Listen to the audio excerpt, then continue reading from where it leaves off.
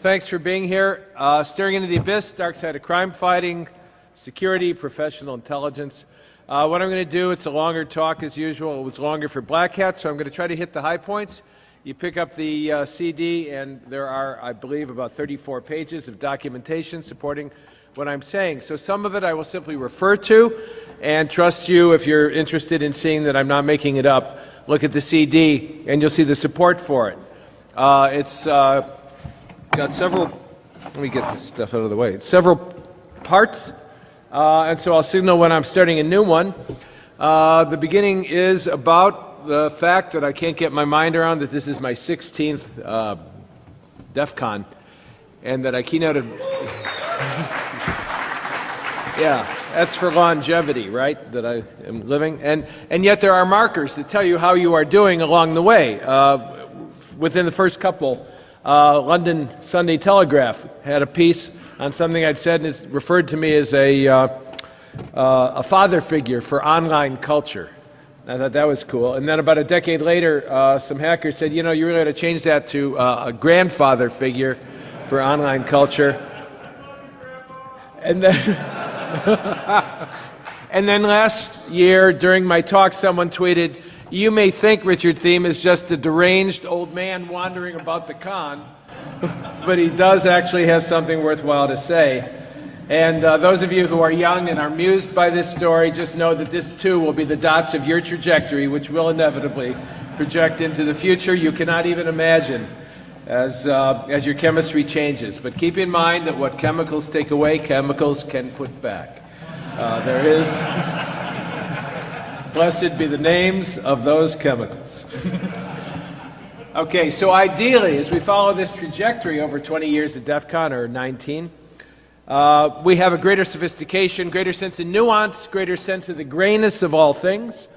We hear about gray hat hackers as if they're one of three. Let me tell you the real definitions. A black hat hacker translates into a hacker, right? A gray hat hacker is a hacker who knows when it's appropriate to fudge the truth. A white hat hacker is a hacker who put the truth down somewhere and doesn't remember where they put it. It's all gray. It is all gray hat hacking, because hacking and computer science and computer technology and infosec is a subsection of society, and society is all gray, and the longer you live, the grayer it gets, and the more the blacks and whites dissolve into the irreducible middle. This talk is not like many of them are, the useful talks, the practical talks, the talks that tell you 3 things you can do on Monday morning when you get back to work. What I'm trying to illuminate with this is the fuzzier or grayer landscape of our professional and personal lives, and as we grow older we see they are very much the same for a well-integrated human, so that ideally when you come to some of those crossroads in the future that this talk will illuminate, you will remember some of the things I said, because the decisions you will have to make at those moments are not trivial or easy, because the world in which we now live is not trivial or easy, and information security is not trivial or easy. Gosh, there's just so many information security professionals. 2010, Frost and Sullivan said there are 2.28 million information security professionals in the world, to which a experienced and truth-telling security practitioner said, then it sounds a lot better when you say information security professional to make air quotes. Because that's not what they all are. We are all in this together, all hackers, all hacking is gray hat, and nevertheless, as an industry, which is really what is still this is still about. Black hat, it's really about that. The industry, like all industries, has developed a narrative which is self-serving. It defines the view of reality which is permissible to speak. It defines the paradigm, and when you define the paradigm up front, you don't have to worry about the answers, because you're determining the very questions that can be asked. And those things of which we are not allowed to speak, we do not have to worry about how people feel or think about them, because they never surface. They remain anomalous or a source of cognitive dissonance or background fuzzy noise. But the fact is, those in the picture of the narrative don't see that there's a frame and there is a ground of being for the narrative, and that's what I want to illuminate, if I can, some of it, the context, not the content which it is habitual to hear about here or at Black Hat. Things have changed over the years. Years ago, I referred to the creation of the digital space as resulting in real birds in digital cages.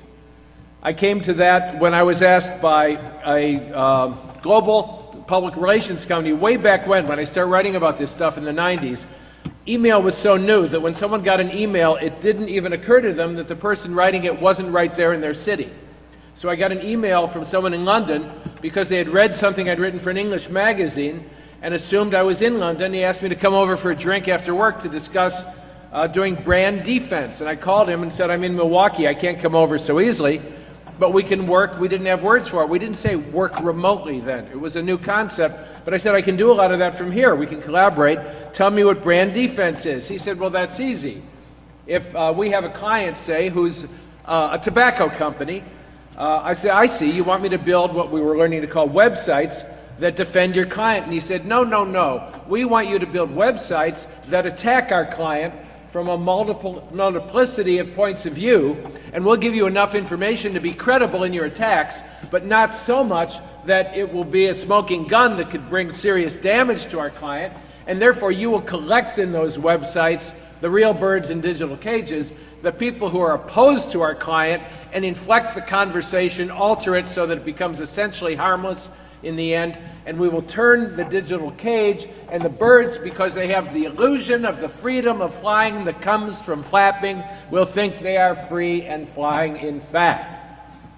So I called those real birds in digital cages. He wanted me to go into Usenet groups, which existed. So how many of you know what a Usenet group is? All right, not bad. I was talking to a young whippersnapper who was trying to get me out of my literary mindset and into transmedia. And I said, well, the person who introduced us, we met during the days of the bulletin board, and he said, what is a bulletin board?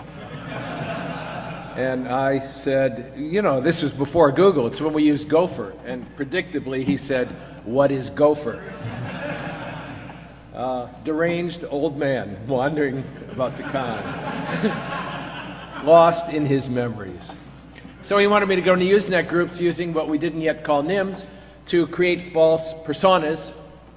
We didn't call them screen presences, and inflect the conversation so if it got too sticky or close to something that would be damaging, kill the cat, or set fire to the curtains, or do something that will distract people from what they're thinking. You probably recognize this now as the real world in which we live, the virtually inflected world in which people project themselves into virtual spaces because we evolved to be trusting of our senses, and so we think that what we see is what's there. And the bottom line of everything I speak about and write about is that nothing is what it seems. It really, really isn't. This is not a conspiracy theory. This is just what's so. Nothing is what it seems. It's what's so. It's also so what. So that's not news. Well, now, instead of digital birds in real cages, with the advent of social media, what we really have are real flocks of birds in digital cages. And in addition to the illusion of the freedom of flying, because when we look up or down or to either side, we see other wings flapping, we have the illusion of security because we're part of the herd. We're part of the hump, of the humplings, the bell curve, a word I think I created. The hump of the bell curve, you know, there's like 10% up front. Those are the masters of society who create environments and realities for us. And we're the 80% in the hump of the bell curve, humping along. Humplings hump. That's what they know how to do. And then there's 10% at the end that are the dregs. And the masters keep the dregs, so the humplings will see the dregs and be grateful they're not the dregs and thank the masters for keeping them in the hump and not letting them fall back into the dregs, i.e. people who can't get work after 3 years or who have a lower standard of living or who are denigrated in many ways. And then everybody is happy except the dregs, but they serve a larger societal purpose by making the rest happy. So if you deconstruct their unhappiness, they too are happy. They just don't know it, so they get violent, you know.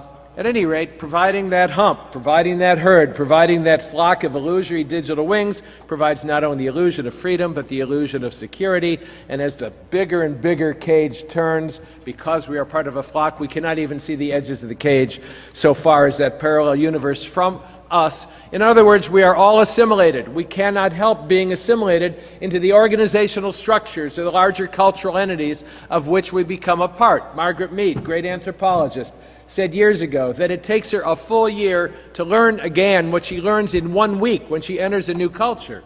And the reason is when you come in new, you see it with beginner's eyes, as the Buddhists say. You see it fresh. You see that the cues you are used to responding to aren't there, but there are different cues, and you see it clearly, like the Terminator at the moon, over against the light and the darkness. You see the rills and the mountains of the cultural norms and behaviors in a different way. But after a week or so, she already unconsciously was assimilated into the culture to a degree that undermined her objectivity and ability to see, and it took longer and longer and longer to see more and more. And therefore, we go by the known but unwritten rules. You know that. In any organization, some of you belong to them, there are 4 kinds of rules. There's known and written, which are the manual they give you when you're hired and have to go through some organizational orientation. And they're known for a moment as you leaf through them, and then they go on the shelf and they become written but unknown over time because you never consult them again. There are also unknown and unwritten, which are the deep cultural structures of our lives, the 98% of us that evolved and of which we are unconscious. So we don't have to worry about those, but the ones that govern the organizational life are the known but unwritten rules. And anybody who succeeds in anything is pretty good at picking up on and intuiting what are the known and unwritten rules and obeying them in order to advance in the organization and keep sustenance and livelihood alive. A friend of mine who's a cop and is also a Roman Catholic. This is not meant to denigrate the Roman Catholic Church and all its illustrious history. I'll just tell you what he said to me. He's a cop and he's a Catholic. He said, you know, my church and my police life work the same way. When you're a rookie, you know, you're watched. And as the dirty money comes through and the drug money doesn't all go back to the station and some of the coke gets bled off, or you go into an alley and you beat the living, you beat somebody, and you're standing there waiting for your partners to finish kicking him into unconsciousness, they watch what you do. And if you're okay, you don't do anything. And the word goes around real quickly, you're okay, you're one of us. And if you are one of us, then you are elevated up through the structures. And when you reach the top, as Timothy Leary said, you never get the truth from the company memo because you become so instantiated as an aspect of the company. You're like Invasion of the Body Snatchers. Somebody put a seed pod under your bed in the night when you joined, and over time you look like yourself, but pretty soon you only say the things the paradigm the company approves of allows you to say, and you don't say the other things at all. And so you become part of the Borg. And so my friend the cop said, that's who makes captain. You don't make captain if you don't protect the institutional life of the structure that advanced you and which you have by that point so internalized that you are it, like you become bishop. And this is why the culture of my church, he said, has become a global, he said it, I didn't say it. I don't know if I even believe something like this. He said a global criminal pedophile enterprise. I don't know I don't know of anything about that, if that's true or not, but he said it's the same way. You come in and you see quickly, unless you're unconscious, what is going on. And if you say something, you go to Fort Wayne, Indiana. And if you don't say anything, you become Archbishop of New York or Boston or LA or Chicago. And that's just what's so. But in that case, because the evil is so deep, it's not so what.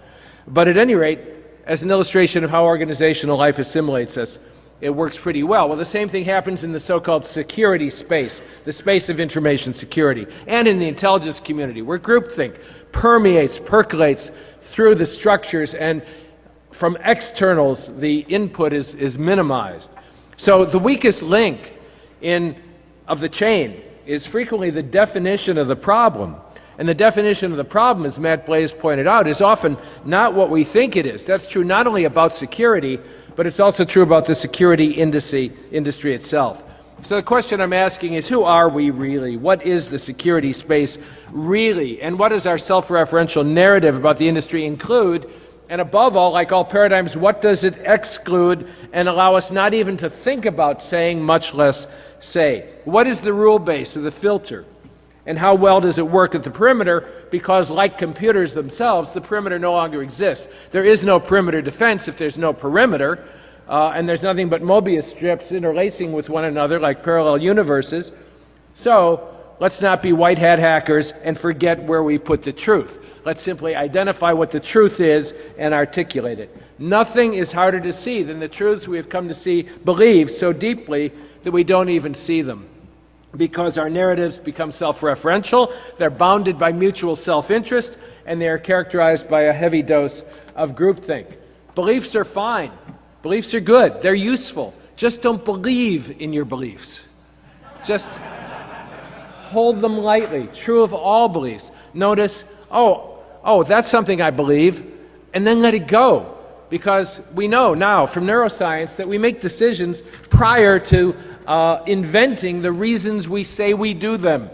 The decisions take place unconsciously, they manifest, and then we say the reason I did that, and it's always, as Nietzsche said, in the war between pride and humility. That's why autobiography is never trustworthy. Pride always wins. So how do you change the paradigm? Well, once when I was in the church, I was in a leadership project in which we were discussing new paradigms for clerical leadership in the Episcopal Church. And after we brought in all the people from Silicon Valley and all the think tank people, somebody had money and funded this.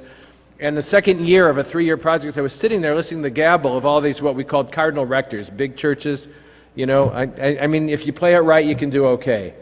You know, I was sitting in a $1 million rectory in Hawaii, tending my parish. My wife had a sign made that said, "The pastor is in," with an arrow pointing to the beach blanket. And we're sitting in a $1 million house, and that's when you realize you came to do good, and you did well. You know.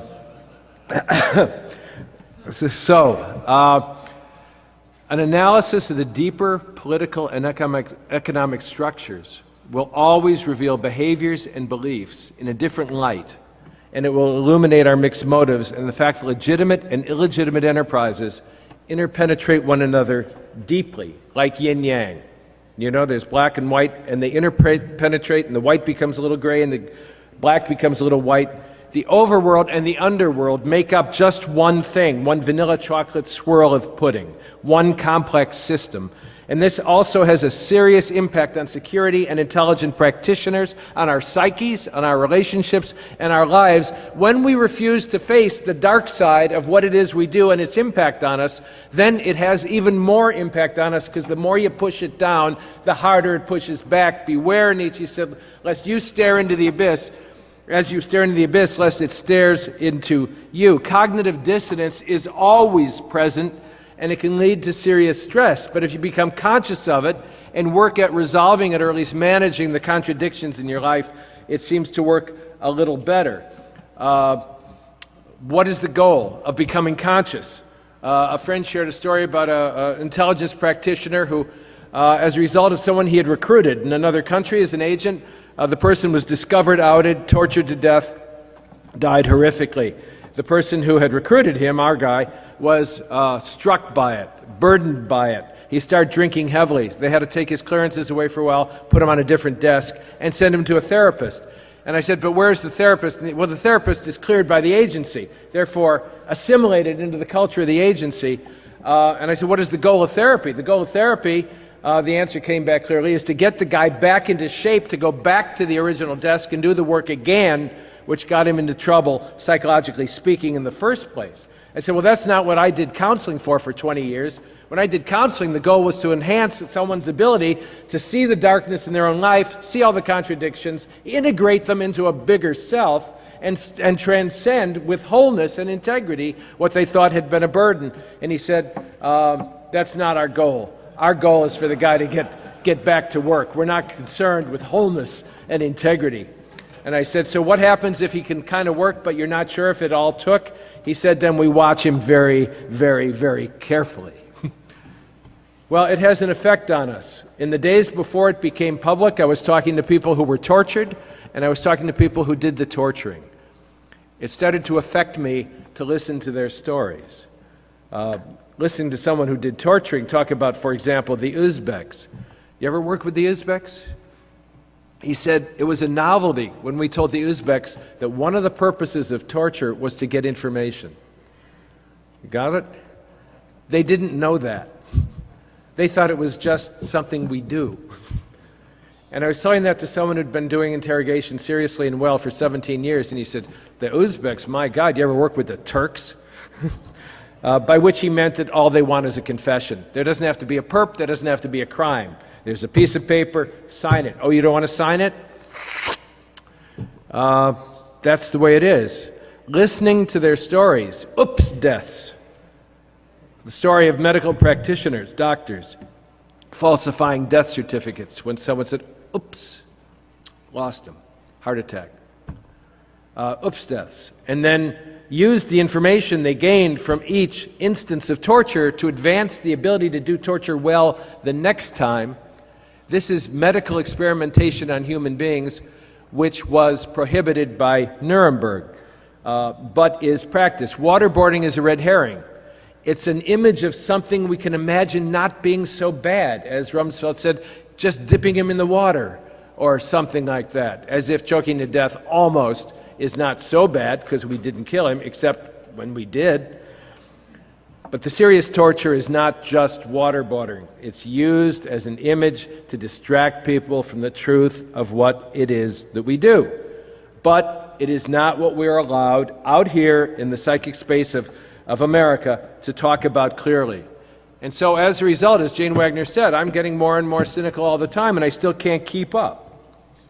What does it do to you to hear secrets or live with secrets and carry them as a burden? I had dinner in Washington once with a friend from FBI and a friend from NSA, and they were talking about what it did to them. And one of them said, imagine if you're listening to terrorists slit the throats of people in real time, you're hearing the horror, and you go home at night and your wife says, how was your day? And all you were allowed to say was, fine, dear. It was fine. So one of the impacts of the dark side is secondary trauma. A therapist told me to read about trauma when I tried to engage her, a bioethicist, in a project to look at torture at least before it was in the public domain. And of course they wouldn't, because it would jeopardize their professional positions.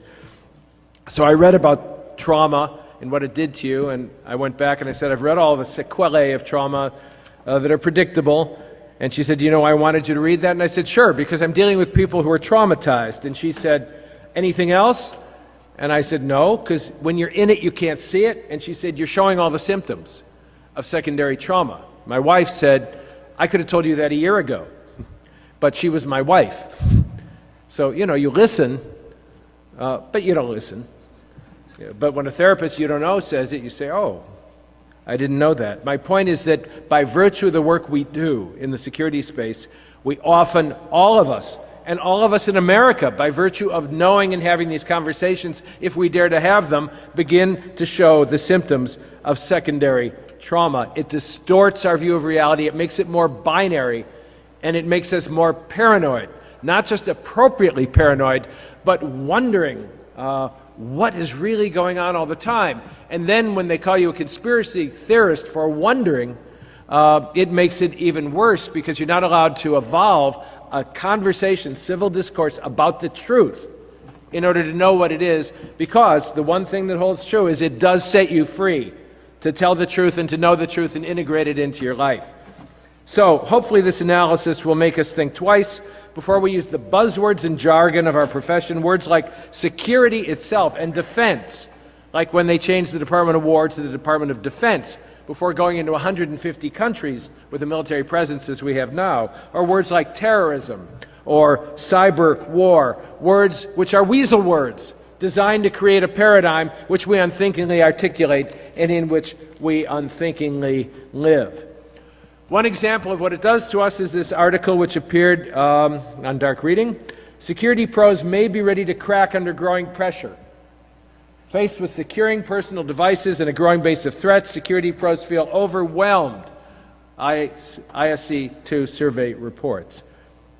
What it is about is the fact that when you're doing a job that you know can't be done, it causes not only trauma, but it breaks down your ability to function effectively. It reminded me of the story in John Hersey's Hiroshima. After the blast, there was a flash of light, and a doctor noticed 2-3 people coming into the office, their arms peeling and bleeding and burned, and he started to treat them as he would anyone who came in the office with those symptoms. But when he turned around, there were 5 or 10 more, and he tried to treat them, but then there were 20 more and 30 more, and he looked out the window, and hundreds were streaming down the street, burned and bleeding toward his office. And he was reduced to someone who could only go from one to the other, saying, "They're there. They're there.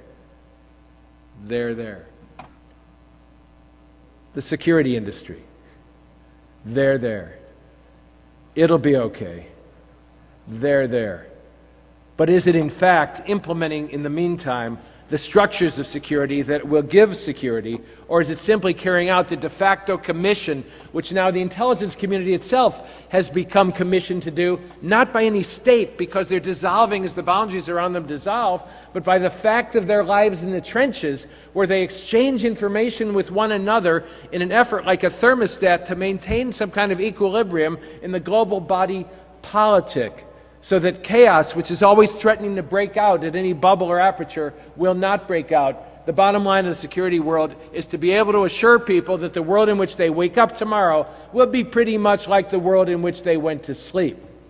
That's a different commission than creating, implementing, and sustaining security. So, hence the title, "Whoever battles monsters should take care not to become a monster too." You stare long enough into the abyss will stare right back at you. Or the way the sign put it at Sandia National Labs, "Do not look directly into the laser beam with your remaining eye."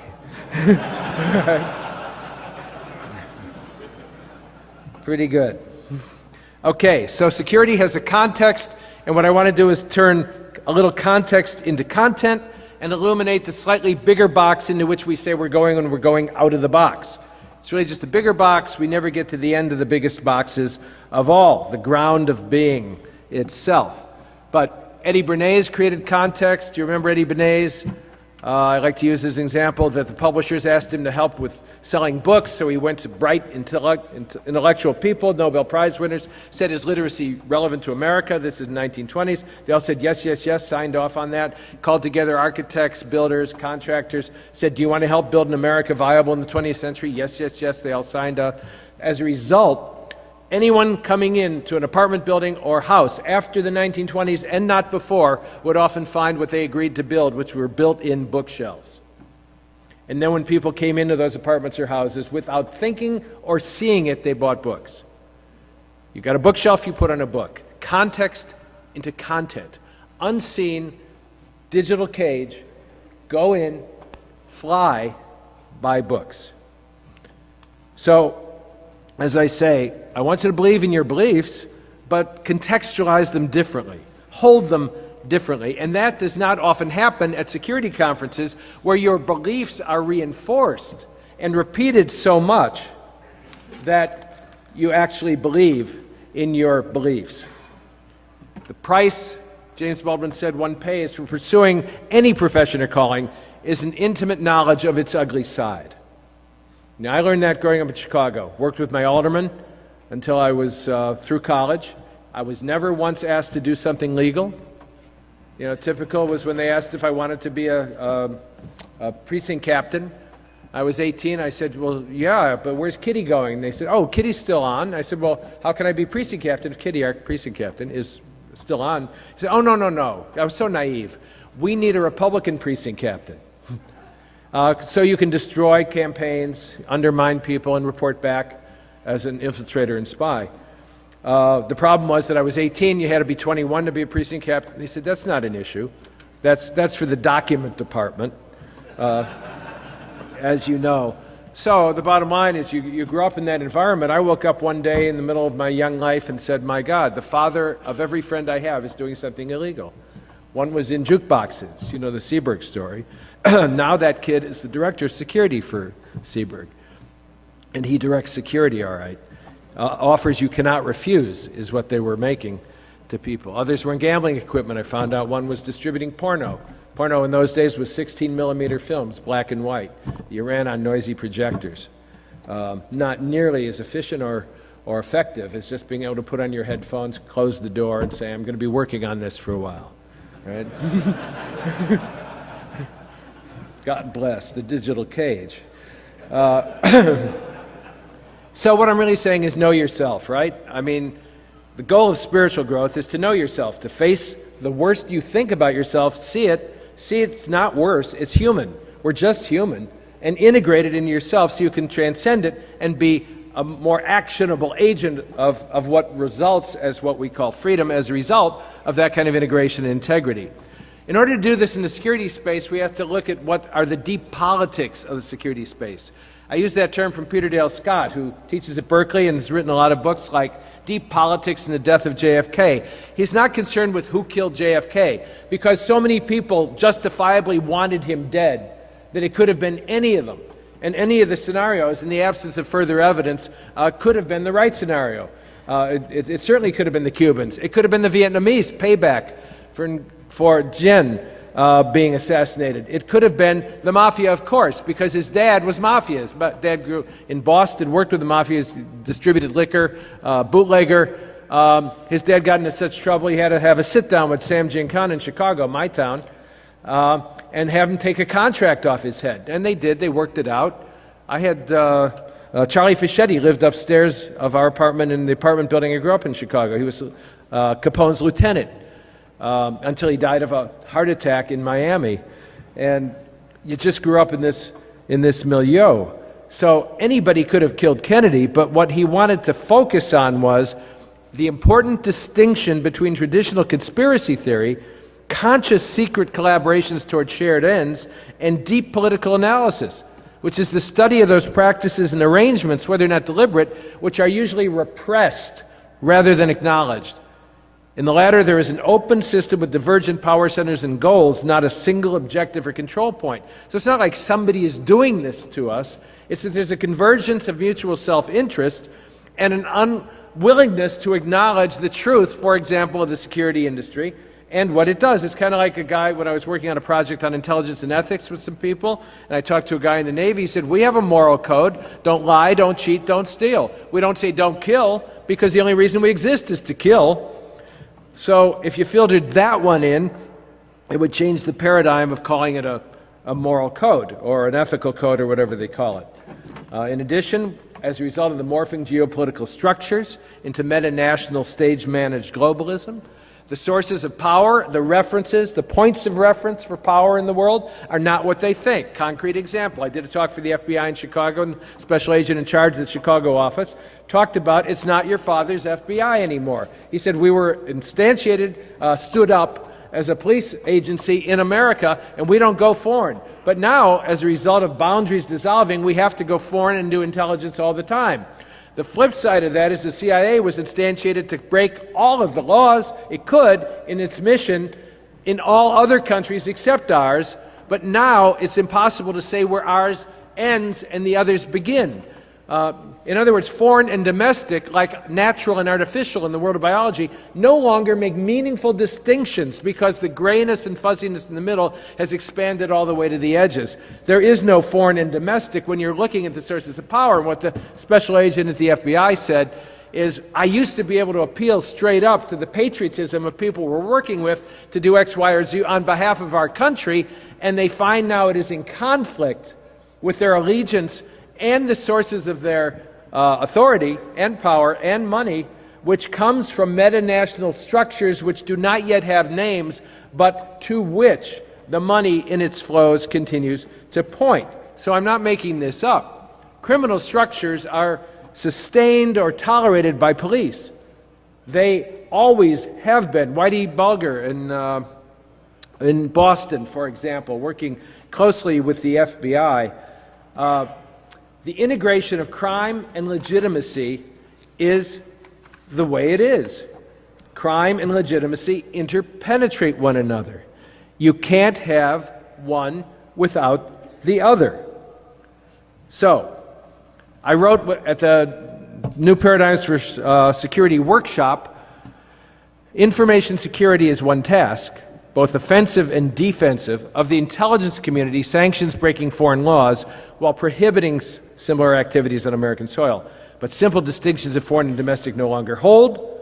The convergence of enabling technologies of intrusion, interception, and panoptic reach, combined with a sense of urgency about the counter-terror imperative and a clear mandate from our leaders to do everything possible to defeat an amorphous non-state enemy defined by behaviors rather than boundaries, borders, or even clear ideological allegiance, has created an ominous but invisible and seemingly inevitable set of conditions that undermine previous cornerstones of law, ethics, and even religious traditions. Therefore, IT and security professionals exercise an implicit thought leadership because you create the structures that bind and inform society and civilization. Your real charge is not to defend and protect a nation any longer, but to stabilize the world. This is not your father's world anymore either. So we have to assure people that they must wake up in a safe and sane environment, because otherwise things fall apart. Now, we're doing all this in a deeper context yet, in a context of a world within the world, a secretive world, a secret world, which since 9/11 has grown and grown and grown. I had dinner not long ago with someone who helps to write the protocols and policies of governments on intrusion and detection. I said, are we ever going to get freedom from intrusion and surveillance back? She laughed. It was easy. Of course not. She knows how deeply the structures of authority and power have been penetrated by those technologies. We're never going to get them back. In the Washington Post, Dana Priest wrote, the top secret world the government created in response to the terrorist attacks of September 11th has become so large, so unwieldy, and so secretive that no one knows how much it costs, how many people it employs, how many programs exist within it, or exactly how many agencies do the same work. There are 1,270 government organizations and 1,900 private companies on programs related to counterterror, homeland security, and intelligence in over 10,000 locations across the country.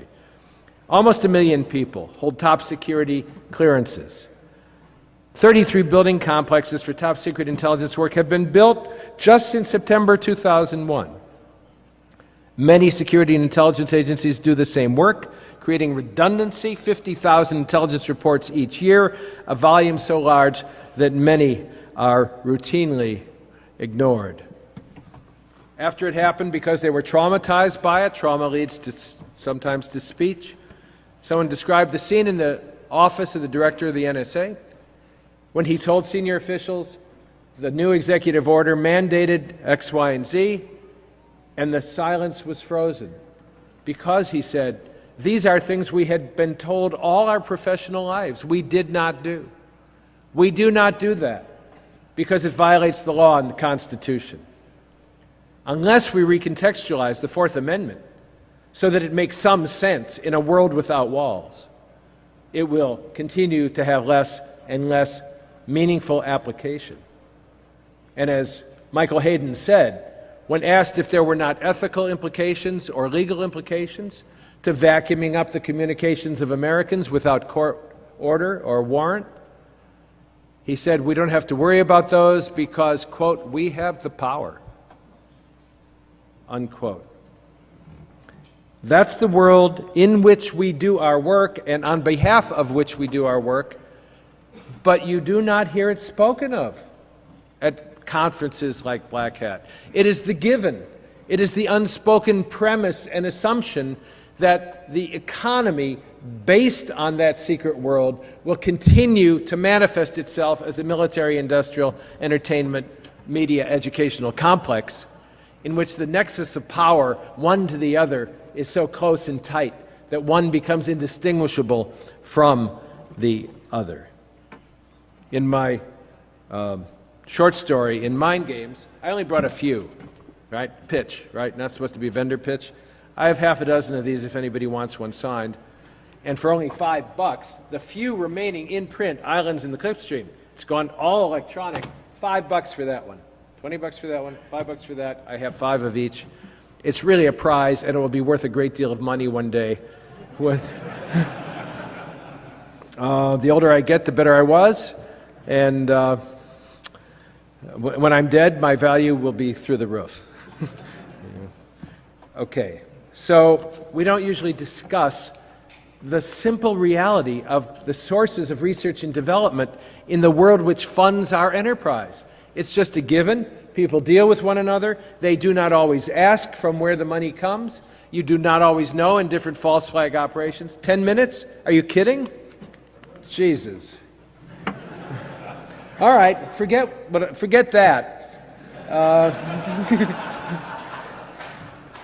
All right. God, the meat of this, and they're all on that CD, but let me just start rattling them off and make this kind of fit, is what hackers and security professionals really say when we talk to one another in the privacy of our shared spaces. Okay? One stood at the vendor space at Black Hat last year with me and looked out at the sea of booths and the beach bunnies and the booth bunnies, and all the swag, the chocolates and the pens and the glowing lighted balls, and said, do you know, not one of these people can deliver on the promise they make, which is to secure the enterprise. Not one of these people can deliver on their promise. They are selling something that cannot do what they claim, which is protect and secure the enterprise. And when I mentioned that a particular application was based on smoke and mirrors to the editor of a major national information security publication, he laughed and said, Richard, our industry is based on smoke and mirrors. A quote which you heard me say was said by the editor of the magazine, but CNN yesterday reported, and Richard Thiem said the whole industry is based on smoke and mirrors. Every attributed statement I made at Black Hat, they removed the quotes, interwoven things out of context, and brought in statements made by others and wove those in too. It was a nice piece. It just had very little to do with what was actually said and the way it was said. I just point that out. All right, we identify the threats that we can fight, not the threats we cannot fight. We sell what we can sell, not what we can't sell. Cryptography is a great example. Cryptography is the opiate of the naive. Because, sure, it can protect a lot of things, but not if the system is broken. Peter Neumann was talking to Revest about voting machines, and Revest said the cryptography is terrific on the voting machines, and Peter Neumann said, yes, but the entire system is broken.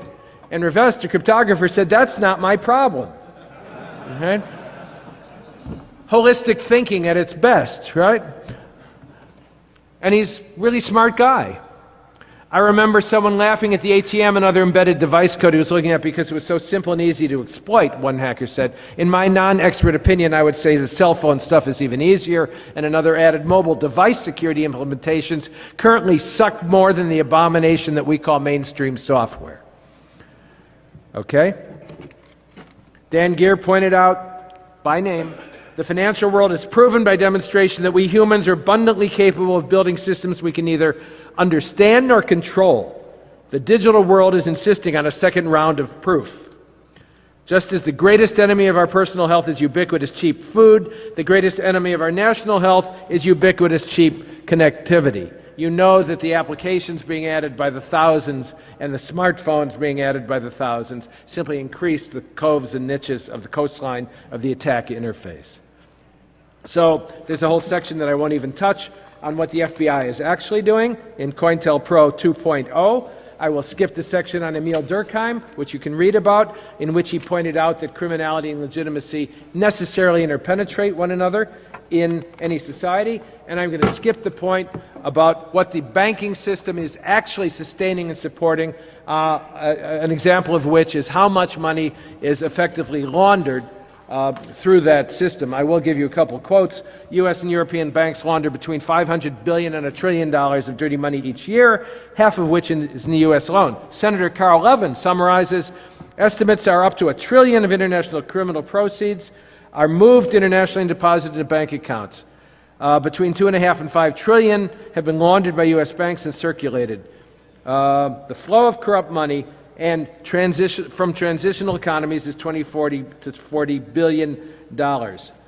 The result of this is without the dirty money, the U.S. economy, external accounts would be totally unsustainable, living standards would plummet, the dollar would weaken, the available investment and loan capital would shrink, and Washington would not be able to sustain its global empire. I'm not making it up. I'm just saying the banks do this, and it's not just American banks. UBS, the Vatican Bank, Barclays, around the world. as well as Citigroup. Bank of America has a beautiful statement on their policies on money laundering, completely contradicted by their actual practice. Wells Fargo, Wachovia, was just fined over $1 million because they laundered over $1 billion on behalf of the cartels in Mexico, which are fighting one another to death, killing over 35,000 people. They laundered so much money through Wells Fargo that it equaled 1/3 of the Mexican GDP, and Wells Fargo's claim was that no one at the bank noticed. Okay. All right, so 3,000 died on 9/11. I'm sorry. I love bond traders and firemen and policemen too. But 35,000 have died in the cartel wars, which are enabled and sustained by the banking system, which it is the primary purpose of the security industry to protect. Who is always cited as the 5 minutes? Okay. Who's always cited as the first line of defense? The financial institutions must be defended and protected so people can know they will wake up in a secure and safe world, as we have been for the last few years, of course. This is just the way it is. All the documentation on all the banking systems I cite and talk about are on the CD. So let's get back to what hackers or security professionals are saying about this. They are saying, in my humble opinion, the focus is on stuff to be placed on top of a flawed underlying foundation. We can never get to acceptable levels of InfoSec unless either A, we rip out the networks and start from scratch, or change the competence of government and corporate InfoSec folks to not tolerate mediocrity and empower them with the authority, resources, and support to do what it takes to do it right. Otherwise, good money goes after bad, and the status quo is maintained. I no longer do pen tests or red teams because nobody learns from what we find. They just want to check the box of compliance. So why bother? I'm not making a difference anymore. Remember what I said about InfoSec professionals beginning to feel overwhelmed by the impossibility of doing the job. Why bother? I'm not making a difference. If clients don't care, except for making a nice profit on a gig, which is where it goes, and you become cynical, then I know I'll be ignored, so why should I? Another said the problem is to tell the truth, you have to, 1, not be a vendor, and 2, be willing to spill the beans on getting owned. There are very few people willing to get up and say, I work security. My job is to prevent intrusions. We get owned a lot, so I kind of fail at my job. Sometimes it is really, really bad, and here's how we deal with it. In other words, manage the risk so people can wake up feeling, oh yes, this or that happened, RSA, etc., whatever. Even when we do our jobs right, we're going to get owned. The real challenge is get business leaders to accept that reality and let us redirect funding to programs that help companies deal with it. Attacks are simple. Defense is hard. It is gradual. It is continual. It is not sporadic. It is elusive. And it is often boring. You do not hear too much defense presentations at Black Hat. You hear attacks because they're sexy and fun, and it's more fun to blow shit up than keep it from being blown up. That's what a hacker does.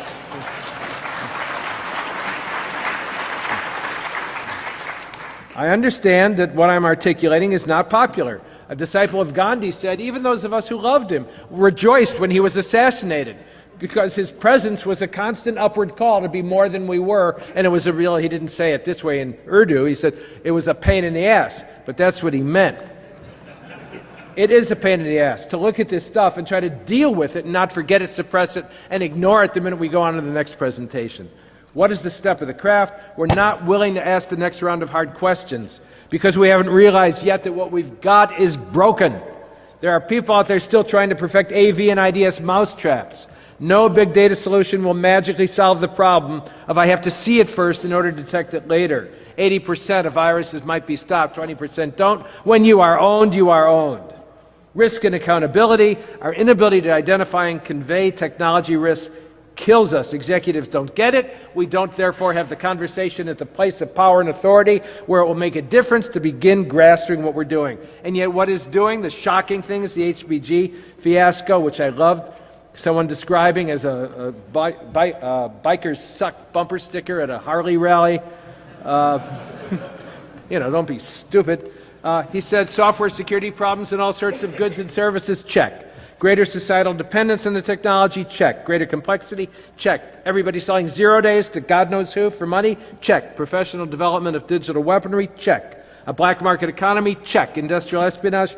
Check. Leaked information? Targeted? Traded? Check. Intelligence agencies outside the U.S. growing capabilities, like Iran saying after Stuxnet, in the future we will have to consider preemptive action. Those of you who know that Stuxnet is the one in the public, so we can talk about it like waterboarding, but there have been others. And some of them are serious and portend worse things for the future. What keeps me up at night, a guy asked in an interview the other night, what keeps me up at night is when the chief technologist at CIA tells me he can't sleep at night. That's what keeps me up at night.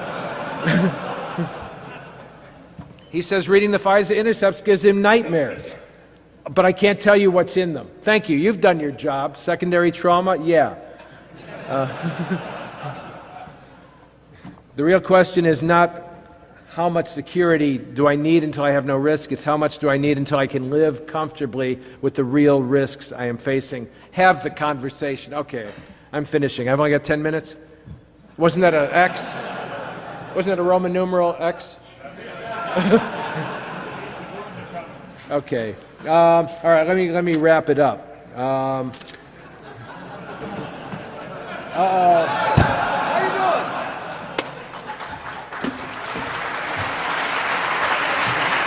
you doing? No, I'm the next speaker. Oh, you're the next speaker. Let me just wrap it up by saying build networks with the people who are really your friends. Let me tell you how I knew who they are. The guy came up to me about a few years ago when I had too much to say for a change, and the people were saying cut. And the guy who does the audio, this was cut, but the guy who does the audio said, because he'd read my book and loved it, he said, there are two people I won't cut, Martin Luther King Jr., he's dead, and you. So make friends with the little people, right?